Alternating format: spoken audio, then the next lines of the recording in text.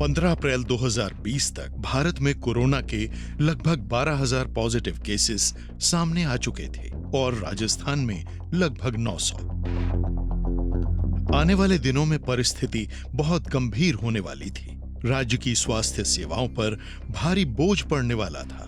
नियमित रूप से अस्पताल जाना भी मुश्किल हो रहा था और गैर कोविड-19 रोगियों के लिए स्वास्थ्य सेवाओं तक पहुंच पाना कठिन हो रहा था।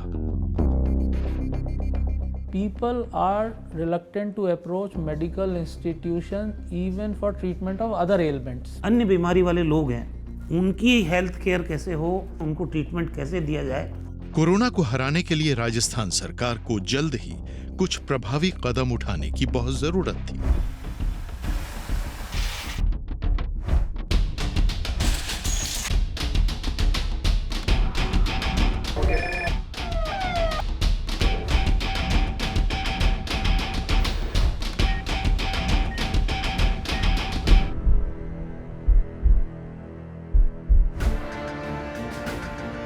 एक महत्वपूर्ण कदम के रूप में राजस्थान के मुख्यमंत्री श्री अशोक गहलोत द्वारा 22 अप्रैल 2020 को मोबाइल ओपीडी वैन की शुरुआत की गई, जिससे राज्य में लोगों को कोरोना के संक्रमण से सुरक्षित रखने और अस्पतालों पर भार कम करने में बहुत मदद मिली है। इस एक उपाय से उन्हें कोविड-19 महामारी से लड़ने पर ध्यान केंद्रित करने में बहुत मदद मिली।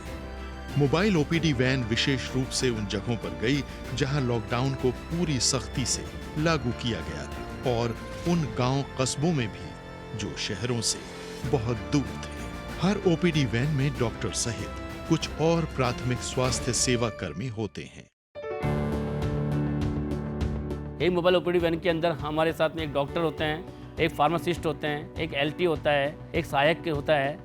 लोगों को सोशल डिस्टेंसिंग पालना कराते हुए वो वहाँ पर उनको देखते हैं, चेक करते हैं, डायग्नोस करते हैं और वहीं पर हमारे पास जो गवर्नमेंट के पास मुख्यमंत्री निःशुल्क दवा योजना है, उसके तहत जो दवाइयाँ हैं वो उन्हें उपलब्ध करवाई जाती है। जो राष्ट्रीय कार्यक्रम हमारे, चाहे हमारी जो प्रेग्नेंट बहनें उनकी देखभाल का प्रोग्राम है, चाहे टीकाकरण का प्रोग्राम है, ये प्रोग्राम हमारे प्रभावित नहीं हो और जो अन्य बीमारी वाले लोग हैं उनकी हेल्थ केयर कैसे हो, उनको ट्रीटमेंट कैसे दिया जाए, उसको ध्यान में रखते हुए राजस्थान में 550 ओपीडी वैन चलाई। मोबाइल ओपीडी वैन की बहुत महत्वपूर्ण भूमिका थी, क्योंकि लोग अस्पतालों का दौरा करने से सावधान थे। कारण ये कि इससे नोवेल कोरोना वायरस से संक्रमित होने का खतरा था। ऐसे समय में जहां मौसमी बीमारियां बढ़ रही थीं, उनकी भूमिका और भी महत्वपूर्ण हो गई।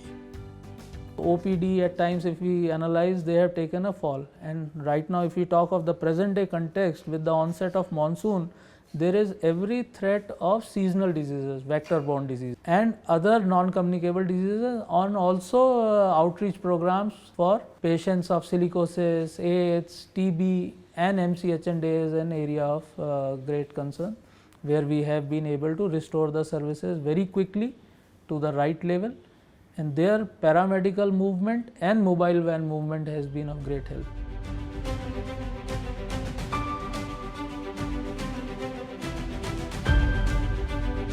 ये एम्बुलेंस जो हमें है ना घर बैठे दवाइयाँ देती हैं, हमें कोई हॉस्पिटल की सुविधा नहीं लेनी पड़ती है और हमें अच्छी सुविधा मिल जाती है इससे।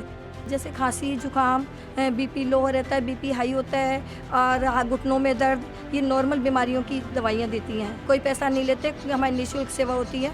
मोबाइल ओपीडी वैन में काम करने के बहुत खास फायदे भी हैं।